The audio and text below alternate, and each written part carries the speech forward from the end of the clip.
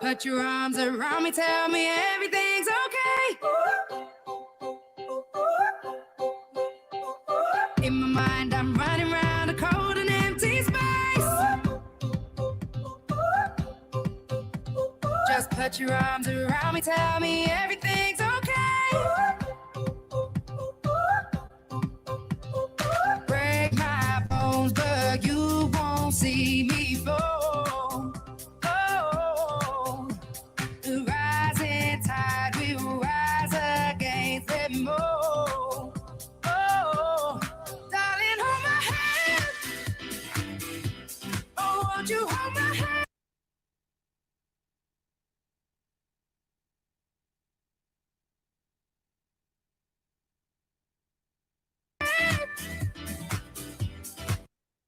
Cause I don't wanna walk on my own anymore. Won't you understand? Cause I don't wanna walk alone. I'm ready for this. There's no denying. I'm ready for this. You stop me falling. I'm ready for this. I need you holding. I'm ready for this. So darling, hold my hand. Soul is like a melting pot when you're not next to me. Tell me that you got me and you're never gonna leave. Trying to find a moment where I can find relief. Please tell me that you got me and you're never gonna leave. Break my bones, but you won't see me fall. Oh, the rising tide will rise against them all. Oh, darling, hold my hand. Oh, won't you hold my hand? Cause I don't wanna walk on my own anymore. Won't you understand? Cause I don't wanna walk alone. I'm ready for this. There's no denying. I'm ready for this. You stop me falling. I'm ready for this. I need you holding. I'm ready for this. So darling, hold my hand. Don't wanna know that feeling when I'm all alone. So please don't make me wait, cause I don't wanna break. No, I don't wanna fall. When you're next to me, content, I'm not afraid to be. You don't make me wait, and never let me break. You never let me fall. Darling, hold my hand.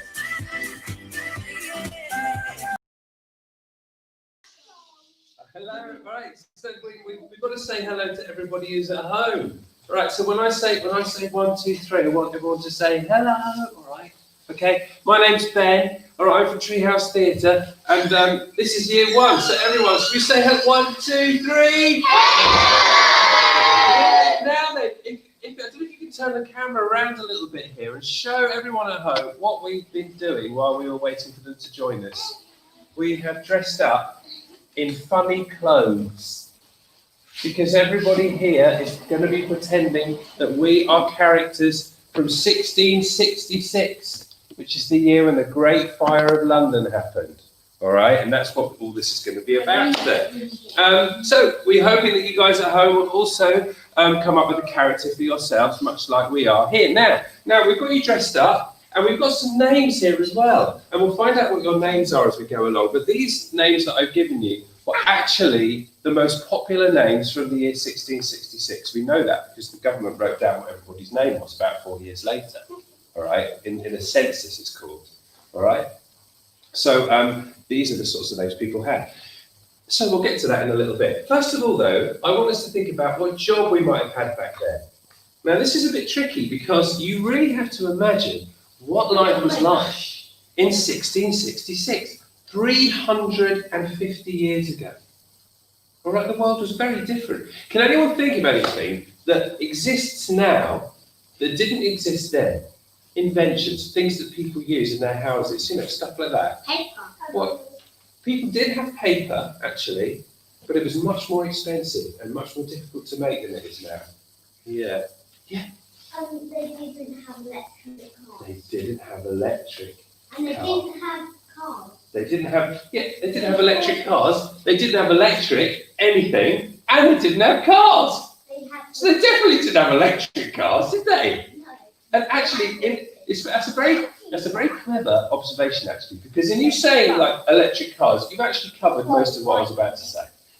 Because there are actually two main things here that they didn't have then that we have now. They didn't have any engines of any kind, right? So all the things you can think of that go driving around like that or flying in the sky making a noise that have got an engine in them, none of them existed. No cars, no motorbikes, no motorboats, no planes, no helicopters, no lorries, no trains. Like all that stuff didn't exist. Instead, if you wanted to go a bit faster than walking, or you had more stuff to carry than you could take on by yourself, what would do the work for you instead of an engine? Horses, brilliant. So there were horses everywhere. And people were using them for all sorts of stuff that they don't use them for much these days. So you'd have expected to see horses around in the roads everywhere and making a mess, Cars spew out stuff out their exhaust pipes. Horses leave poo on the ground. Hello. Yeah. What? Loads of people came out, shoveled and collected it and put them in the farm pot. Some people did do that. Some people collected up poo for their job. Can you imagine that? It's true. Anyway, because you can actually use it, you can dry it out, you can burn it, you can do all sorts of things with it. But anyway, so there was that. So lots of people had jobs with horses, okay? You might work with them, you might look after them as a groom, you might move them around from one place to another. He's called an ostler. You might make horseshoes. He's a blacksmith, a special kind of blacksmith called a farrier. You might be a driver. Now, that doesn't mean a driver like this. It's not that kind of driver. You're like this, right? You've got your reins, you've got your whip, and you go, giddy up, horsey, like that, right? They've got a driver used to do that in those days. So maybe you work with the horses, all right? Something else that didn't exist was the other thing you said there, electricity, all right? They hadn't, well, there was lightning in the sky, that was about it. There was no electric lights. There was no electric anything. Now, you think what that means? Anything in your life that you have to plug into the wall, that has batteries in it, that you have to charge, all those things, none of them existed. There were no fridges, no freezers, no tellies, no computers, no iPads, no phones, right? No radios, no stereos, no anything like that, no washing machines. Like, life was so different, okay? So you can't have a job that's got anything to do with any of those things. Right? Also, there was no supermarket, right? Instead, you had little shops or stalls selling particular things. And these things had names, like if you wanted to go to get some bread, what sort of shop would you go to? A bread shop. Yeah, but it's got a special name. Bread. It's called, someone who makes bread and sells it is a baker. Yeah, a baker. If you go to buy meat, you go to anyone know? Butcher. A butcher, good. All right. If you go to buy vegetables, you go to a greengrocer. If a man goes to buy clothes, he goes to a tailor. A lady might go to a dressmaker. There's a special name for people who make hats. They're called milliners. People who make shoes, they're called cobblers. All right. There's all these things have got names. So maybe you work in a shop, or maybe candles, because there's no electric light. So everyone needs candles instead, don't they? So maybe you work in a shop selling one of those things. So if you can be a shopkeeper, but make sure you know what you're going to sell. If you don't know what it's called, it doesn't matter. We can help you. But have a think about what you would actually sell in your little shop. Now, other jobs you might have back then, there was no fire service and no policemen either. What instead they had was it wasn't that people didn't do that sort of thing, but you had special soldiers who looked after the city and did all that sort of stuff. They were called the city guard, all right? So if you're thinking you might like to be a policeman or a fireman, then you have to be a city guards person, okay? Maybe you're a servant, work in a house, all right? You've got maids, you've got butlers, you've got people who do things like that. Maybe you work in a pub, all right? Feeding people down by the river and and dishing out beer for them. Back in those days, people drank beer all day long because the water was bad. All right, and the water didn't, and the beer didn't make you feel ill in the way that just drinking normal water did. And then people drank tea a bit later on. Back then, lots of people drank weak beer most of the time. All right, so they never really drunk a lot of the time. I don't think it was that strong, but you know, yeah, they did that. Maybe you working on the river. You could be a sailor. You could get stuff off the boats. You could work in the warehouses, all sorts of stuff. So let's have a little think for a minute. Just in our bubbles here, you can have a chat with other people if you like as well, and come up with an idea for what your job is, all right? Just going to give you a minute to think about that. You guys at home do the same thing. Come up with a job for yourself. Also, you lot at home, decide what your name might be. Choose something old-fashioned and kind of English sounding, if you can, all right?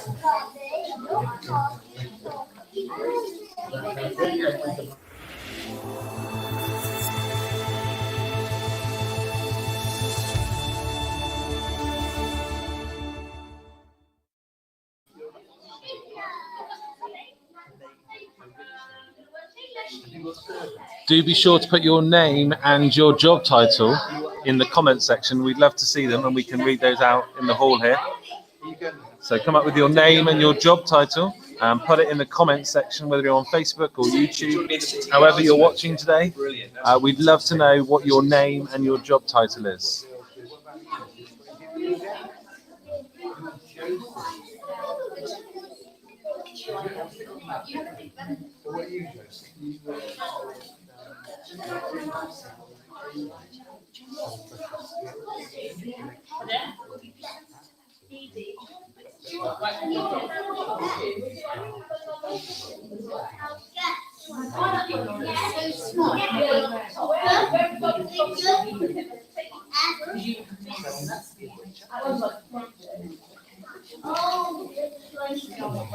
Right, are we nearly ready? So what I'd like us to do is tell everybody what our name is and what our job is. So, when I'm in my character, who I'm going to be dressed up as in a minute, I'm going to have this coat on, right? I wish I had one like that. And I can say, I'm not the kid, right? But I'm going to say, my name's Thomas, and I'm an apprentice baker. That means I'm learning how to be a baker, all right? But you can say whatever your job is and your name as well. Right, should we start off over here? You're going to be brave and do their thing first. Brilliant. Go on. So what's your name? What does it say on your sticker? Margaret. And what's your job?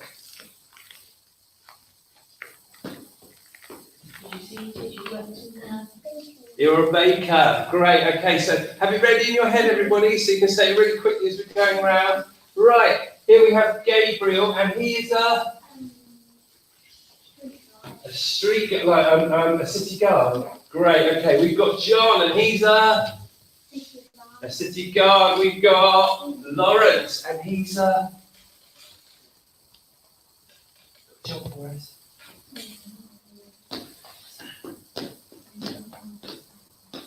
So, do you want to be a city guard, or maybe do you want to be a baker?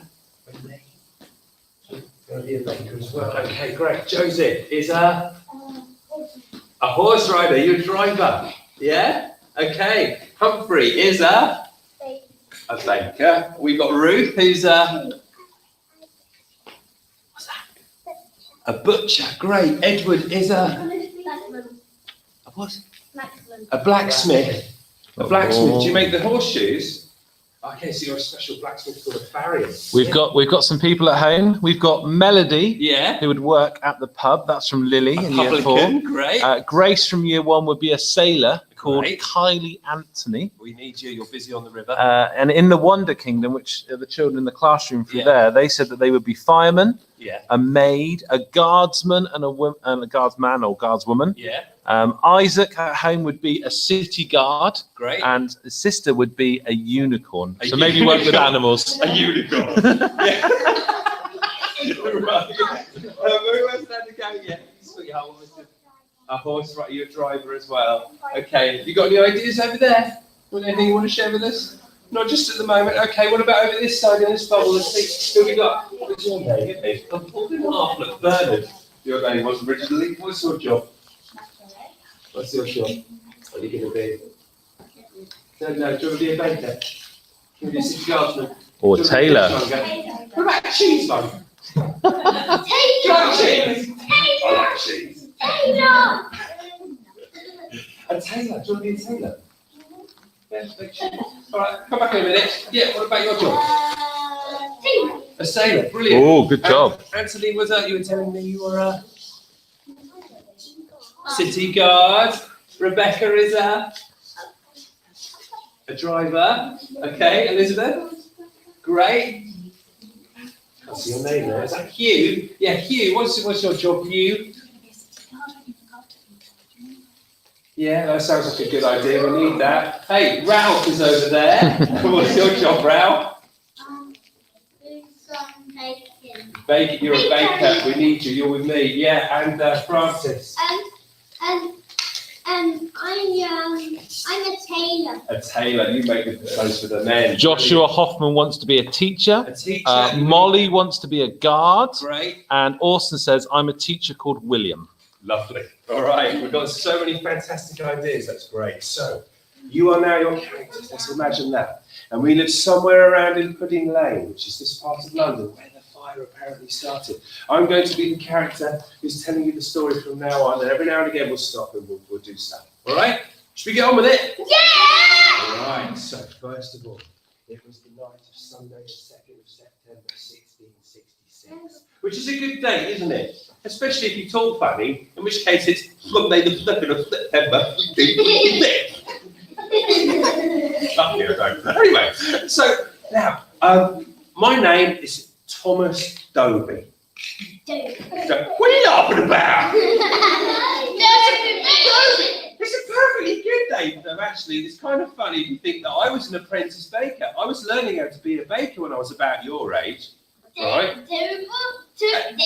And because I was called Dobie, and I was working with dough, people called me Doughboy.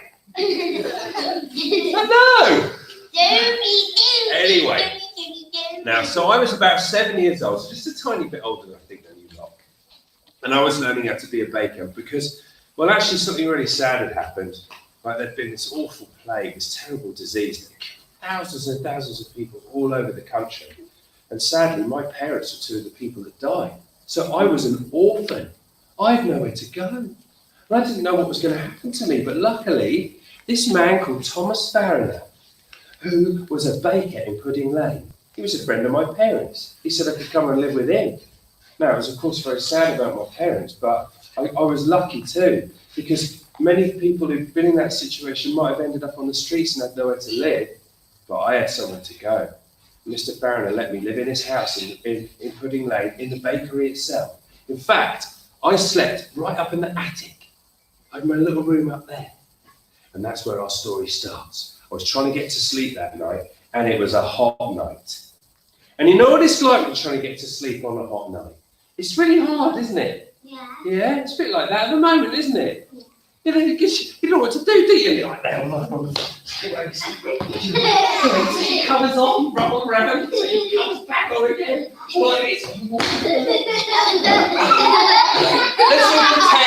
Let's all pretend that we're trying to get to sleep in our beds and it's a hot night. I don't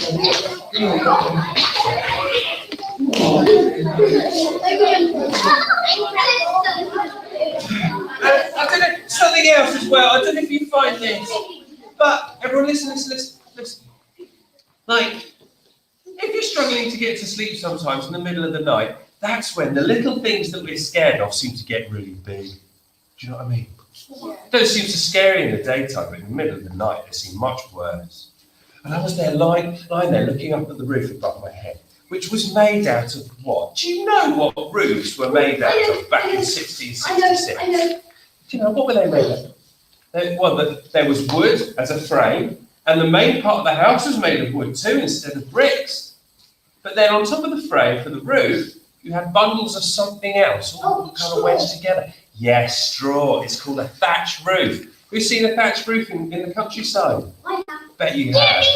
Bet you have, yeah. So imagine, in London back then, all the houses had roofs like that. And I was looking at the roof above my head and thinking, oh dear, it's made of straw. What if there was a fire? That would burn really well. And And the house is made of wood, so that would burn really well too. And all the houses are really close together, so the fire would spread really quickly from one house to another, and it would go all over London, and everyone would die!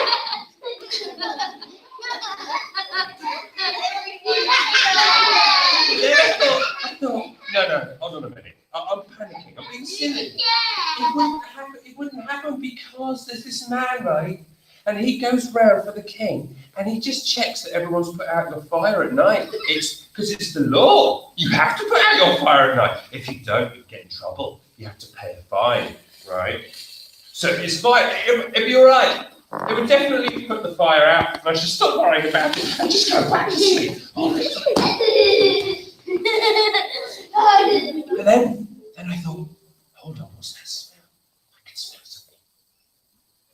Maybe it was that smell that made me start to think about fire in the first place. Because what was the smell, do you think? What do you reckon? Smoky. The smell of smoke. I don't know. Maybe I better get up just to check, just in case. So, I ain't gonna copy me. Right, let's do this together. I got out of bed. I got out of bed to stand up. I put on my clothes. So to put on my shirt. I had to put on my breeches. They're like the shorts things that we used to wear. Follow that. Yeah. Do up the tie bit here. Okay. Now then. That in my room had a hole in the floor and a ladder leading down to the first floor below. All right, the landing down there.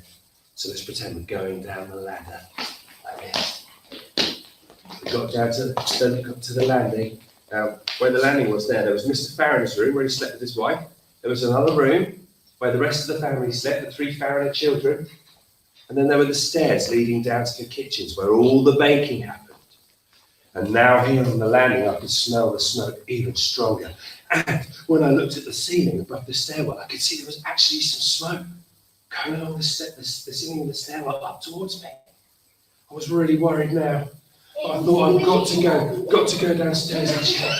So I made my way down the stairs, closer and closer to the kitchen door. Reach out to the kitchen door, everybody. That's it, like this. Turn the kitchen door handle. Open it up, and inside, I couldn't see inside the kitchen at all. There was so much smoke in there. All I could see is at the back there was this wall of fire going up, and all along the kitchen ceiling towards me. I started backing away like this, and at that moment, someone behind me started shouting, "Fire!" like that. Everyone shouted together, go, "Fire!" Go really loudly, go on. You lot at home, shout it so we can hear you.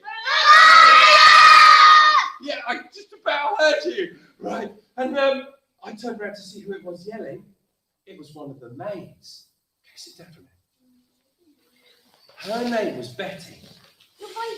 Now, Betty was in a complete state of panic. She stood there looking at the fire like this, going, I said, right, we've got it. At the same time, Mr. Farron and his family all came out of the bedrooms. Okay, but Mr. Farron said, "What? We have to go quickly, everyone, up through Thomas's room. We'll go through Thomas's room, out of a window onto the roof, and we'll escape that way. Come on!" So everyone in the family started heading up the ladder like this to get through the hole in the roof, and I followed along after them. But Betty stood there on the stairs and didn't move an inch. I said, "Betty, what are you doing? You've got to come with us." She said, "I'm not coming up there. Leave me alone." I said, "Betty, you've got to come with us. You can't go out any other way." She said, "I'm not going to the roof. I'm scared of heights. I said, "Please, Betty, you've got to come." But she didn't move. She was panicking, wasn't she? Now, when panic happens, this is like your brain freezes up with fear and you don't think properly anymore. That's what had happened to her. Please, children, if ever something like this happens to you in your house, what would you do if there was a fire in your house? I would tell my mum and dad. I would go for fire brigade. And then everyone in the house, what would be the first thing you had to do to make sure you were safe?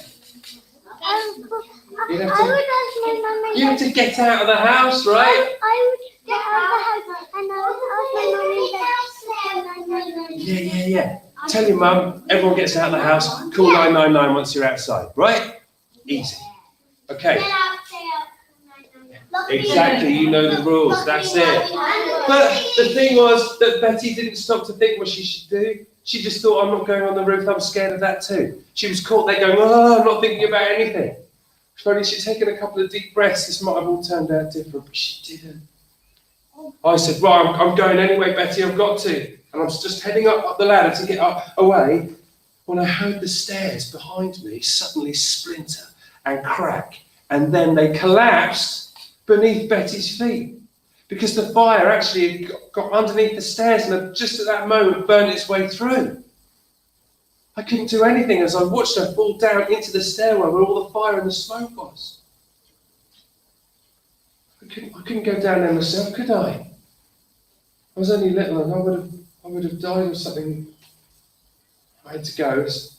So I went through my room and I went out the window onto the roof, and I saw about 2 doors down Isaac Fariner, the youngest of the children. He was just going down into a window in a different house. So I ran across the roof and jumped over the little gap. And the next time, got to the window, an old man was there. He said, come with me, come with me. And I followed him all the way down all these stairs and out onto Pudding Lane. Just in time to look back at the bakery I'd just come from as the whole place collapsed in on itself in a great tower of sparks, flame and smoke. And I realised in that moment that Betty really was gone. She was the first person to die in what became known as the Great Fire of London. Then I saw what was happening with the fire. This wind was whipping out of the east. Now, I told you it was a hot night, and it was, and that was a hot wind, but the wind was strong. And if you blow on a fire, not a candle, because that would just blow it out, won't it? But if you blow on a fire, what happens to it? It gets big up. It does, it flares up, doesn't it? The fire feeds on the air that you give it, and it burns up even brighter and stronger. And what's more, remember all those houses with the roofs made of straw? Right, so those bits of burning straw are like big bundles of sparks being picked up in the air, blown by the wind, and London was so dry. It hadn't rained for weeks and weeks and weeks. So everything was like tinder. It was just ready to burn. So those sparks landed on roofs like a lot of meters away. Straight away, those roofs just went straight up in flames. As I was watching, I could see it happening. One house after another, going up like this. It was terrifying. It was like the end of the world or something. That reminded me, I'd seen this crazy man in Hyde Park the week before, standing on the corner there, yelling at everyone coming past, going, the end of the world is coming! Ah, have you said your prayer? You better say your prayer. You're going to be meeting your maker. When you do, you better be ready for him. Yes, yes. Oh, yeah. Of course, at the time, we were all thinking, but I thought maybe he was right. Maybe this really is the end of the world. It's God punishing us for everything we've done wrong. Stop it! I was panicking again, like Betty was. Calm down, though. Deep breaths. That's what I've got to do. Everyone take a breath in.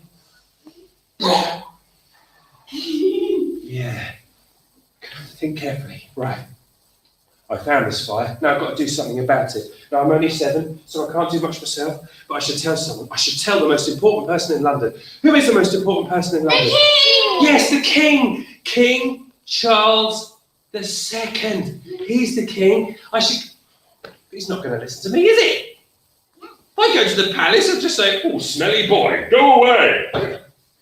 That won't work. Hold on, though.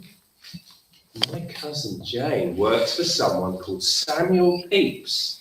He's a very clever man. He writes lots of things, like diaries and things like that. And it's actually because of his diaries that we know what happened in the fire today. Because she was his maid, and he spoke to the king all the time. I could go and tell Jane. She could tell Mr. Pepys. Mr. Pepys could tell the king. Then the king could save the city, right? Yeah. Yeah. So now I knew what I was going to do to save the. But as I was just about to start running, I looked around me and realised that everyone was coming out of their houses at the same time to escape from the fire. People had things in bags. They were sticking stuff in sacks on their backs or putting them on the back of animals, and everyone was heading up Pudding Lane towards 10th Street at the top to get away as quickly as they could. Now, this is where you lot are going to have to rescue something from your house so that you can escape from the fire. Only All right. Have you noticed these tables around the room here? right? When I say go, all right, we're going to have, oh, actually, your teachers can organise this. So rather than me say go, let's just have you do that in a sensible way, all right? Some people will go to that table there, some people to that table there from this bubble. From this bubble, we've got somebody over there, somebody over there. Things are quite similar on the table, so you can just have a look. Now, because of what's going on at the moment, don't touch stuff. But I want you to look at everything and choose one thing that you would take with you, remember what it is, and one thing that you would have to leave behind because you had to leave so quickly, you couldn't find that thing. Or maybe it was, or you could choose something else that isn't on the tables as you want, maybe something that's too big to take. But make sure the thing you leave behind is a thing rather than a person, all right? So you've got to come back, when we've done this bit, make sure you're back in your places here, thinking you know what you're taking with you, and you've got something that you've chosen that you've left behind as well. Does everyone understand? Yeah. All right? Now, whatever those things are, you have to stick with them, all right? So we're going to be using them as things go on, all right? Okay, why don't we start off finding out what we've got? All right, up you go.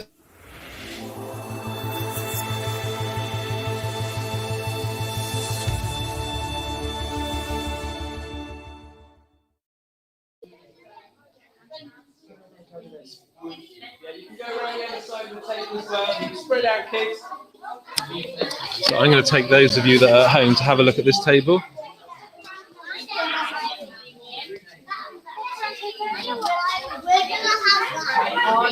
And have a look at what's on this table. Looks like we've got some wooden toys. What do we think this is here? A teddy bear. No. Maybe a teddy bear. What do we think this is? Gold shell. Some jewellery, perhaps? I'm gonna have this and this. They look like very fetching earrings. This and this. Gold And chain. one's for me. This Maybe, and oh, I'm not going to touch. Maybe this is some money. Perhaps there could be some money in here. This and this. Or This some and jewels. this. This. This here says house deed. This deed is made from this, and this basically means that somebody owns the house in Pudding Lane. Look, these are some objects. We've got. What do we think this is here? Wait, I wish I could pick that up. Ah, so we think this is a family portrait. So we've got to think. What would we take with us, and what would we leave behind? Leave that behind and take it. Perhaps those of you at home could think about if you were in that situation now, what would you take with you, and what would you leave behind? I'm gonna have that and that. I'm gonna have that and that. I'm gonna have that and that. That and this. No, I'm gonna have that over there. You're not having this. I know.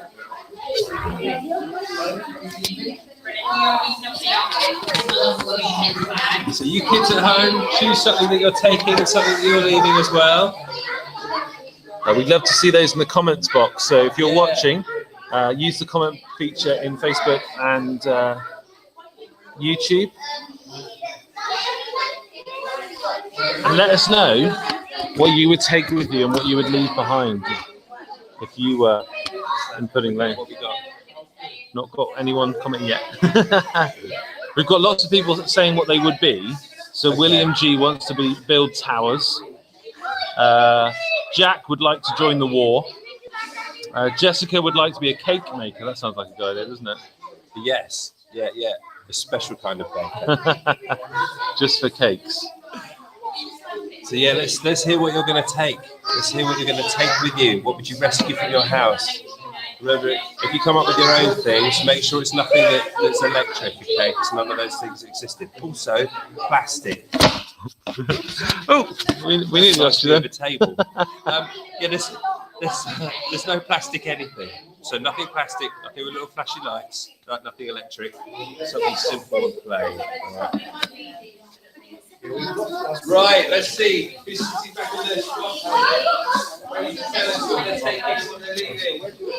Your swap can't be that close together.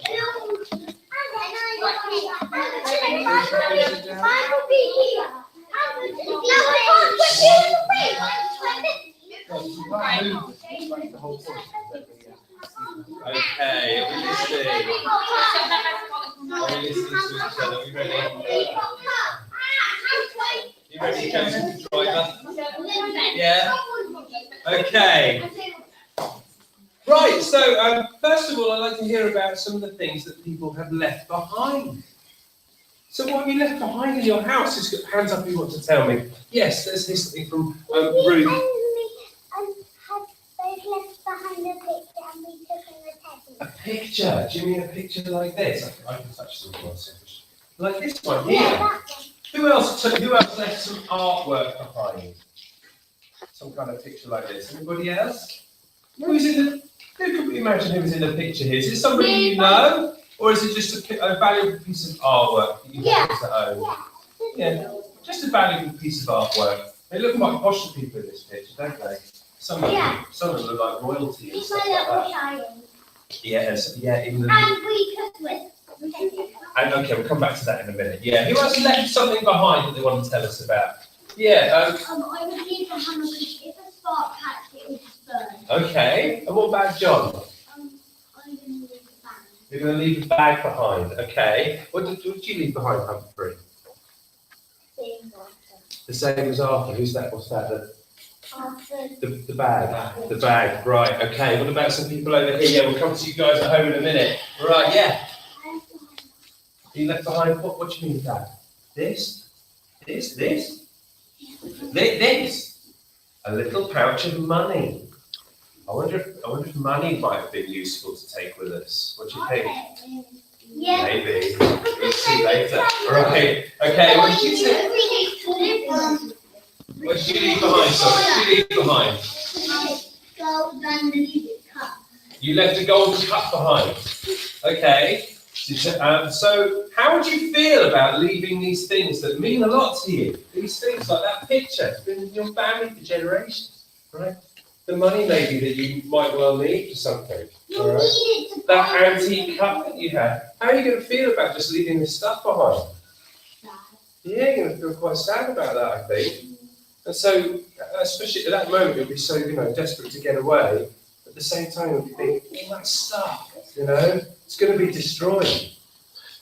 So just imagine how that felt. Who at home has left something behind? So Grace said she would take her guitar with her, but leave her music stand and music book behind. Okay. And Holly would like to rescue all of her precious things, but she's not sure if she can manage to carry it all. That's the problem. That is exactly the problem. You have very little time. You might not have many ways of carrying stuff. You would have the problem that some things are just too big, right? So what about the things we've chosen to take with us, people here in the room? Right, let's have something. Maybe someone who hasn't said anything yet. Joseph, the driver. What are you taking with you? Hammer. Your hammer might be useful. Young lady, yes. What are you going to take with you? Amber, is it Amber? Yeah. You're going to take the money. Could be handy. Did you have your hand up as well? What do you want to tell us? You took your teddy with you. Yeah, some things are just too important to leave behind, aren't they? Isaac would rescue his cat and his books. Oh, good idea. Yeah, your cat. Cats maybe can look after themselves a bit, but sometimes I've done this and people have left their animals locked up in the house. I just forgot about that, Some people even left their children behind. Right, anyway, right, what about you lot? Anyone who's got something they took with them? Yes. I did let oh yeah, You leave the table behind. Yeah. What do you take with you?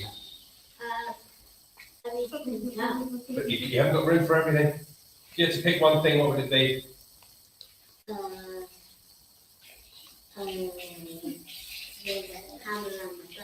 The hammer and the boat, the toys. Yeah, great. Okay, who's taking something here? Francis. I'm taking the bag in there. This bag, or you might have all sorts of things in there, right? I feel it would be rude to ask what you've got in your bag, but you might have money in there, right? You might be able to get all kinds of things in there. It's up to you, in your imagination, you can imagine all that stuff, that's fine. Yeah. We're going to take the bag as well. Good, very practical. All right, lots of great ideas there. So let's imagine you've got all this stuff, you've left all that stuff. We're all moving up Pudding Lane, trying to get away. And at the top of the lane, Thomas, this is where I had to run off towards Mr. Pepys's house. Now you guys, the other people who live in Pudding Lane, you have to decide where to go next. Now, think about London. All the houses are really close together. They're all made out of wood and straw. Is there anywhere to get away from that?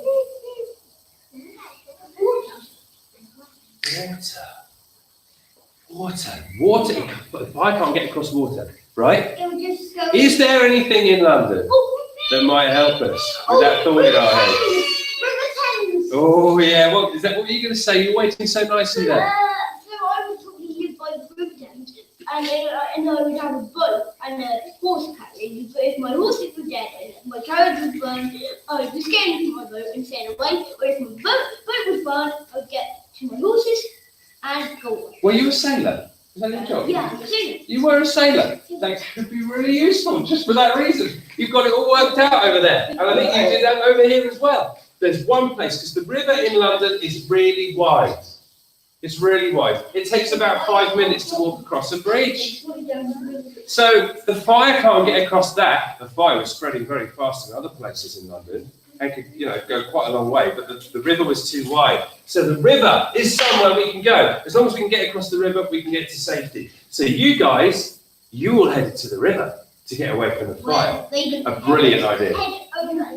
Yeah, to get to the other side somehow. Inside the river itself would not be very nice. I will continue the story and you'll find out why. Okay?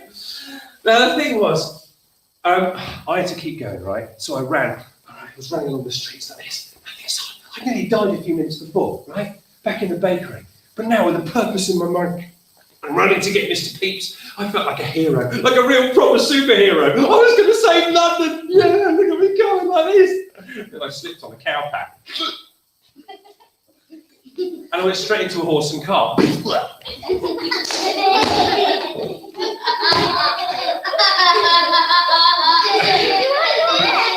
the trouble was, this wasn't just any old horse and cart that I ran into. Now, back in those days, flushing toilets was another thing that hadn't been invented. So if you wanted to go for a wee or a then you had a choice. Either you had like a pit in the back garden, you just go in there, right? Oh, what are you laughing about? This is serious business.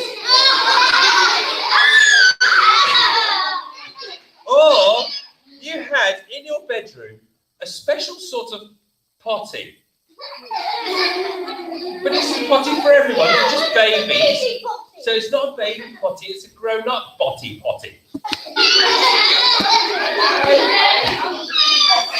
It's called a chamber pot. So you do your business in there. Now, then there are civilized people and there are not civilized people, as there probably has been all the way through the history of humanity, right? If you were not a very civilized person, then you took your doings and you just chuck it out your bedroom window into the street.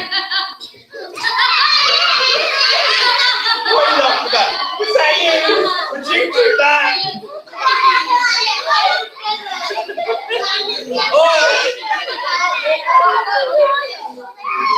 Right, yeah, put in the comments, Steve, would you chuck it out the window? Or would you do this thing, right? You wait for this man to come around who's got a big barrel on the back of a cart, right? You go out into the street, you sensibly empty all your doings into the cart, and then he takes it down to the river and dumps it in the water. So at least it's not in the street, but I think that answers your question from earlier, doesn't it? People couldn't swim very much, and even if they did, would they want to go in that river? No way.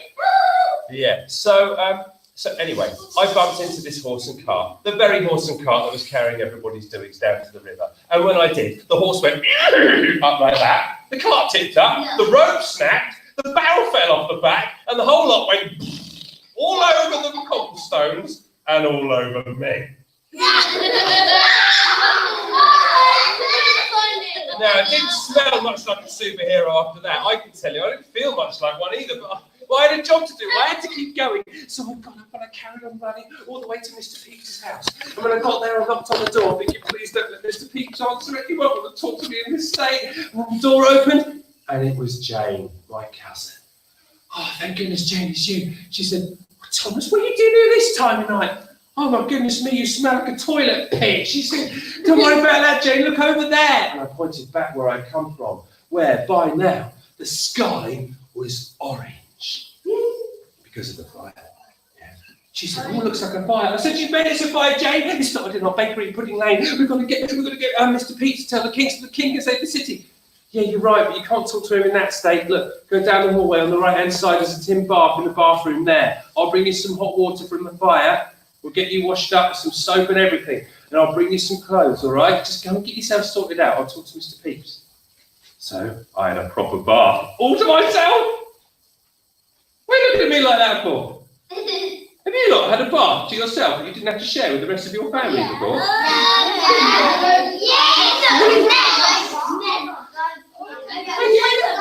At that point, every time I'd had a bath, I had to wait for Mr. Farronat, his wife, all the children to use the bath first, then I'd get in there, by which time it was cold and brown. So here was I in a nice hot bath all to myself, with soap! Aha! Do you believe me? Actual soap! Yeah. Yeah. I don't think I'd ever used it in my life before that day. It was quite a rare thing. And I actually washed my hair and I washed everything, and by the time I got out of that bath and I had clean clothes on, I think it was actually cleaner than I was before all this started. Anyway, Mr. Peach came to see me. He said, so then, Thomas, explain what's going on. And I told him everything. He said, you did very well in coming here. Now then, James, here's the plan. I would like you to bury that large wheel of Parmesan cheese that I recently had brought from Italy in the garden, along with any important documents from the house. I also would like you to get a little cart and put all the silverware from the house inside there so we can get away from here with that in a hurry if we need to. Right, Thomas, come with me. We're going to see the king. And we did. Well, I say we did. We got in a carriage and we went to the palace.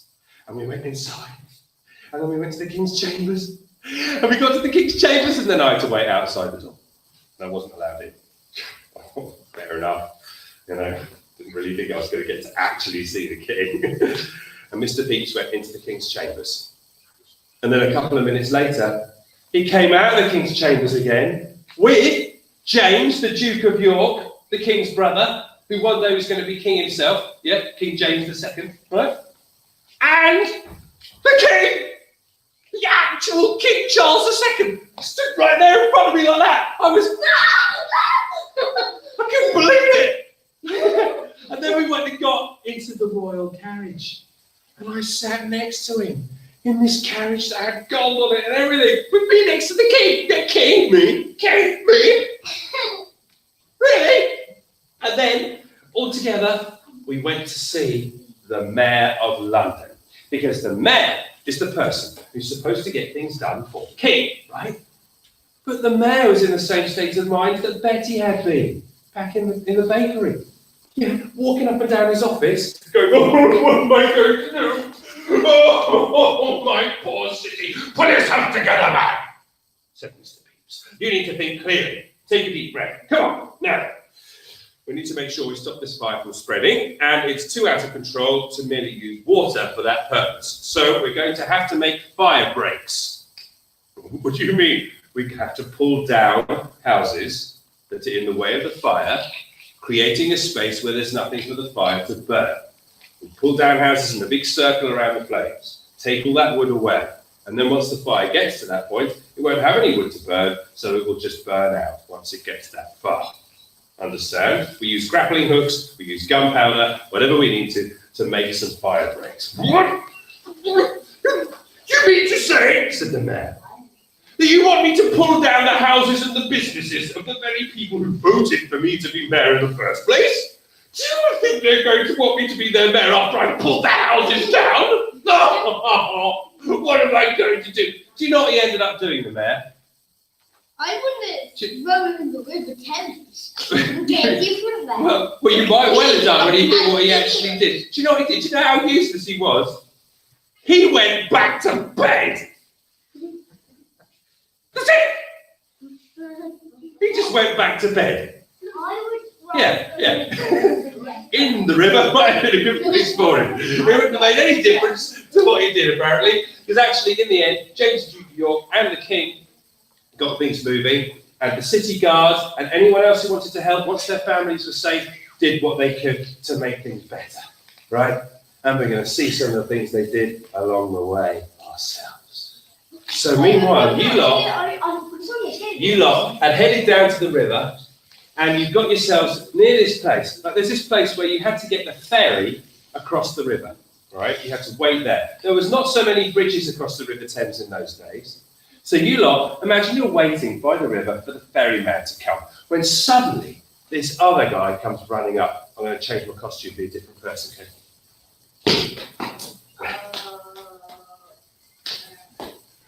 You lot, I know you don't know me. My name's Mr. Saunders, and I'm in charge of these 3 warehouses that are on the other side of the road from where you're waiting for the ferry across the river. Look, I've got a real problem here. The fire is getting very close, as you can see.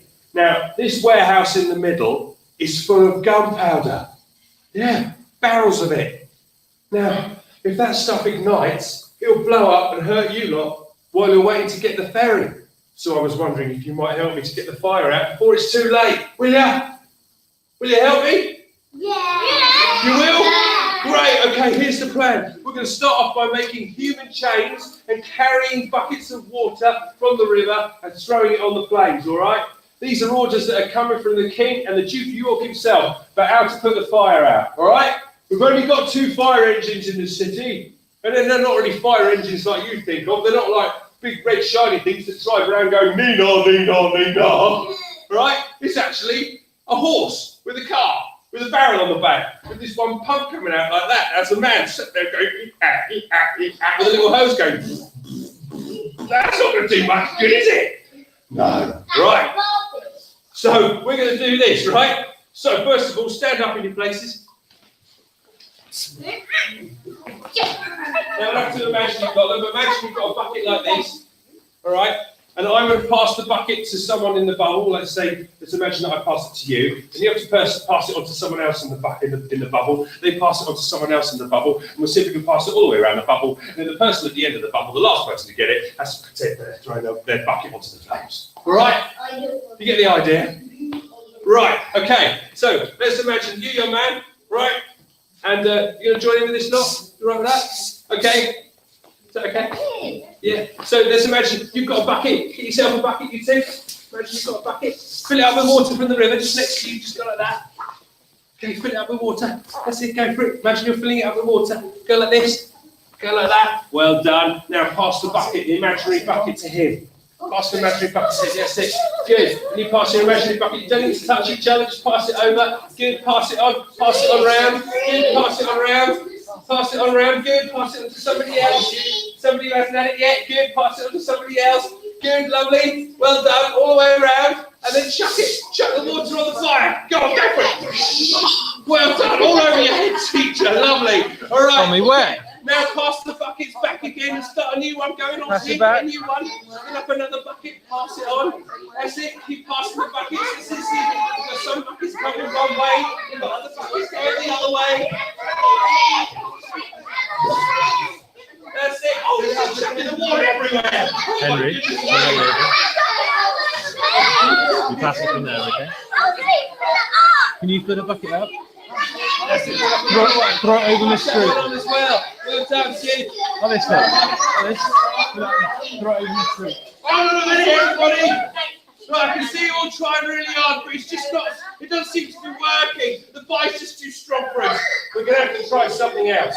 Let's make a little mini fire break thing here. I'm thinking, I don't need that warehouse there and that warehouse there to stay standing up right now. They're probably going to burn anyway. So before the fire gets in there, why don't we pull down that warehouse and that warehouse, just leave the one in the middle without any warehouse on the side. And then hopefully the fire won't burn in from the sides and get to the one in the middle. Because we can take all that wood away and it won't have anything to burn. See what I mean? Yeah. Right, we're going to use grappling hooks for this, just in your places. All right, just in your places. Imagine you've got a coil of rope. And on the end of your coil, you can do this at home as well. Right, and on the end of your coil of rope is a big metal claw thing. All right? So you've got that on the end of the rope like that. All right, imagine you've got it too. Pick up the cords of rope in your other hand like this. Okay, so you're ready to throw this set, all right? You've got your throwing hand here. Let's aim for this warehouse over there first, all right? We'll swing it round our heads. 1, 2, 3. Now chuck it over that roof. Good, right, hook it on. Now pull it hard. Come on, everyone, pull together. We've got to pull it really hard. Come on, keep pulling. That's it. Everybody, watch out. It's all going to fall down. Watch your head. Great. Now, imagine we run over there. We're going to get the wood and we're going to chuck it out of the way. Come on, get it out of the way. Get the wood out of the way. Brilliant. Lovely.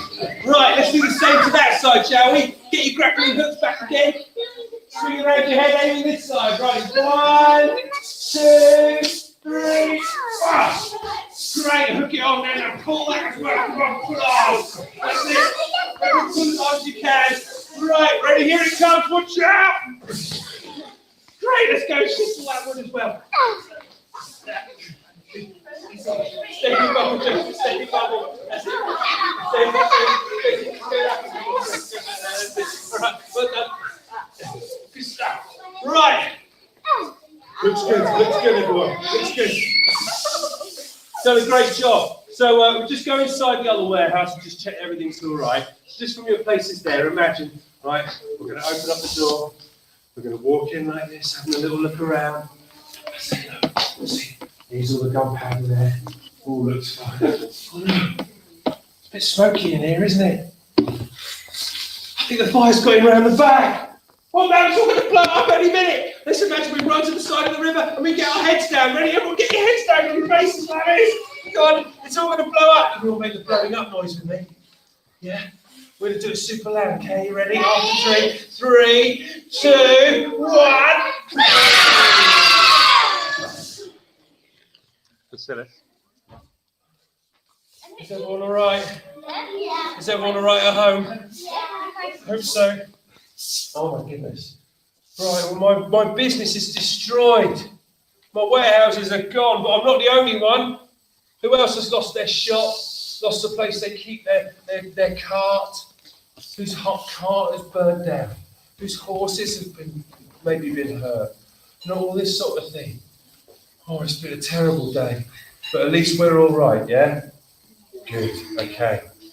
And so everyone is waiting by the river, and the ferryman's going to be there very soon. Now, when the ferryman arrives, he's going to need to be paid. He's making money today, right? So you lot are going to have to figure out how you're going to pay him. Now, the thing is, you've brought from your house all those things. Remember those things you brought? Yeah. Right? Some of those things may be actual money. Depends what you brought.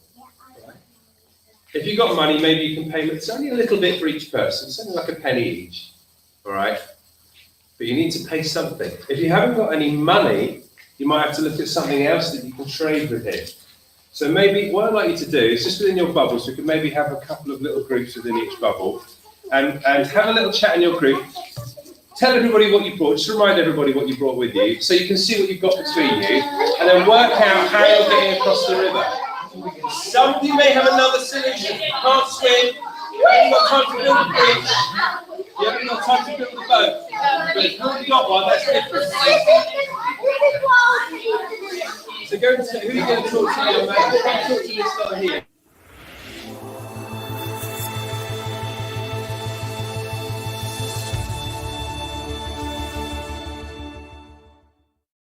When you're going to join in with them, talking about what you're going to do, chat with them. You have to get everyone in your group across. Everybody Come and talk to me. across somehow to look after each other. It's not just about you. It's about everybody. When do you want this? Extremely heavy.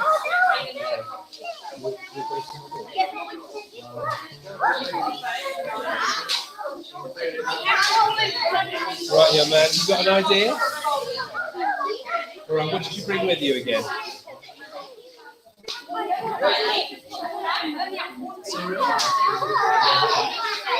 You brought a picture with you. So maybe they want a picture. It's quite a lot of money there. It seems very expensive to have to cross the river. Maybe maybe someone can lend you a little bit of money. Someone else in your group here. Is there anyone who can lend this man a penny? Who actually has some money with him? He has some gold. Okay.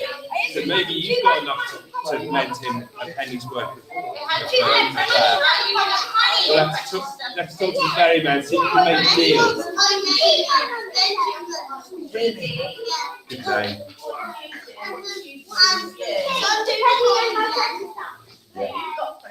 That's good. Maybe it's made of pink. Right, are we all there? Right. Are we ready? Let's see if the ferryman's coming, shall we? Boys. Right.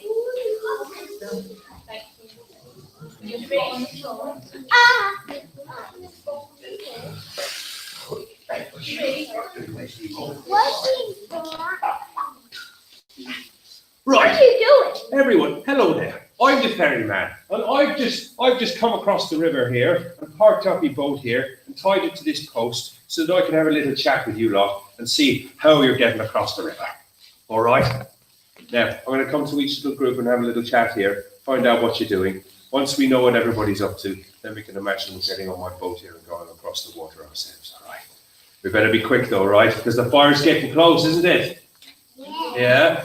Okay, let's see then. So, you boys around here, how did you decide you were going to get across? Remember, I need some money. If you're going to cross the river on me ferry, you've got to cross me palm with silver. Great. So you lot here, what do you reckon? Well, when I say silver, it's a term of expression, meaning you have to give me some money. All right? Crossing your palm with silver, that's what that means. It means a little bit of money. What you got? I've got a very valuable Oh, are you going to use this picture as something to trade? Is that right? Why should it be this picture over here, by any chance? Looks valuable. Looks actually like it's worth quite a lot of money. How many of you are there? 5 of you? All right. I'll make you a favourable offer, right? You can all come across the ferry if you give me this, and I'll also give you a little bundle of money as change. How's that? Right, so you take that then. Ching. Right, lovely, that's sorted. Now then, what about you lot over here? How are you lot getting across? Who brought some money with you then? Oh, brilliant. No, we don't have any money. No, we haven't the table, remember? Oh, yes, there's the table. We have all that precious stuff in that big stone. You had it hidden inside your teddy bear. Yeah. Oh my goodness me, that is ingenious. Yeah, I actually do have a dad. Right, in that case, I just need a penny from each of you. All right, take your penny in your hand like this, and I'm going to regret this. Don't throw your pennies at me. Go on. Oh, look, I caught them all. Isn't that incredible? Give me a round of applause. Thank you very much. I'm so pleased with myself. I'm going to join the Irish cricket team. Right, how about you lot over here then? Who's in what group here? I can't tell. Who's kind of together here? Right, who's got a way of paying me? Who's had their own idea? Oh, have you got another way of getting across the river like that? I have another way. I've got my own boat from some sailor. Who's going on the sailor's boat then? Anyone, you don't have to pay. This is an interesting little situation here. Right, well, as a private boat owner, I can't argue. If you want to take your friends, that's fine.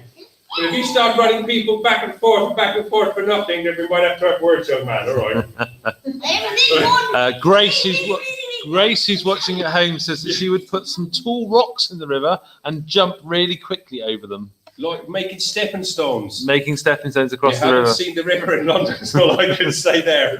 It would work across a little stream, you're right. But this is a big river. All right, if you put a rock in it, just sink to the bottom. But never mind. That's why I'm making good money today, you see. Right, so who's going on this boat and who's coming on mine? Everyone in this bit. This young man here, what have you got to say for yourself, Ralph? I got some gold. Did you want to pay for you and some of your friends? Yeah. Who's coming with Ralph then? No, you don't need to. Hands up, who's going with him?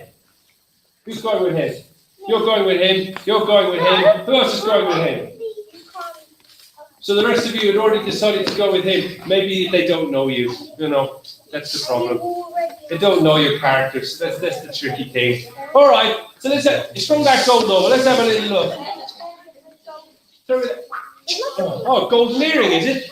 No, it's a golden chain. Oh, but they said, yeah, but you can slip it on your ear like that. That's quite a little bit of gold there. All right, that'll cover everybody there all together. You're all paid for, okay? So, either you're going on his boat, all right? If that's so, you can go stand next to him if you want to. That's okay. No, you don't see it. Or just stand, or imagine you're with him. The rest of you all imagine you're getting on my boat. Come on, we're going to be quick. The fire's coming really quickly. Stay where you are. Stay where you are. That's right. Let's all imagine we're all on boat now, okay? We'll get on the boat. Get on the boat like this. Horse a little bit wobbly. Now, you lot as well. Get on either his boat or mine. Just where you are. Just stand up and imagine you're getting on the boat. There you are. Can you all help us row? Can you help us row? Everybody get an oar, right? And let's go. Quickly, come on. Row, row, row, row. Faster. Row, row, row, row, row. Faster. And we've done it, everyone. We've escaped with the Great Fire of London. Okay, sit yourselves down, everybody. Sit yourselves down. And for those people at home, we're going to leave it there. Thank you for joining us.